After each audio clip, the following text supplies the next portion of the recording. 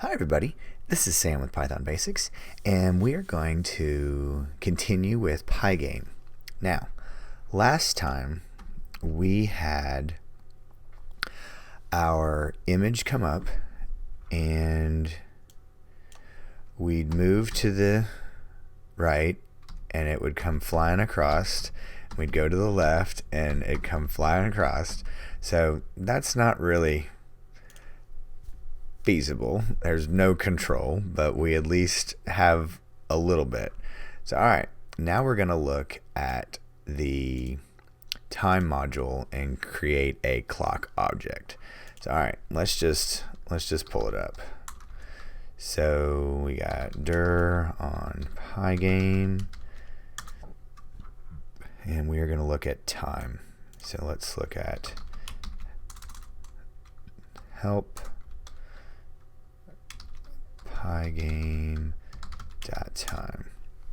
So alright, that in and of itself is a module. So alright, then here we go, clock object, and we're going to add this right here, and we are going to call our object clock so we can keep up with it. So alright, it's Pygame dot time. Alright, so alright, let's run this again, close this out, and then let's look at, now let's run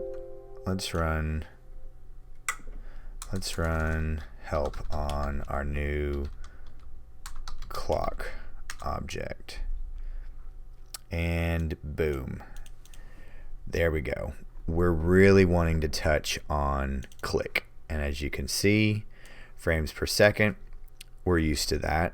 If we have any gaming people out there, so alright, frame rate. So it's set, it defaults at 0, but we're going to set it at, why don't we start with 30. So alright, so we do clock dot tick 30. So now let's run this, and now this is a more controllable environment. Actually, I should make sure that you guys can see this pretty clear. Okay, you guys should be able to see that pretty well.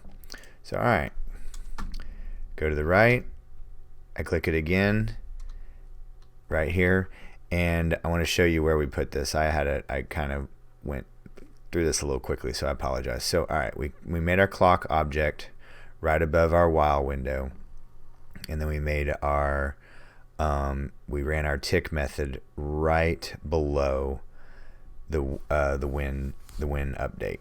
So alright, there we are. So next video we're going to add some functionality, that because right now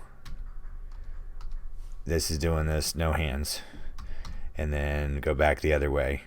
So when I hit it again, I'm making that 0, because right now when we go one way it's negative, then I make it positive. So this is again more functionality, but next time what we're going to do is we're going to add of course the Y, the up and down. We don't have any functionality for that, and also we're going to add if we hold down the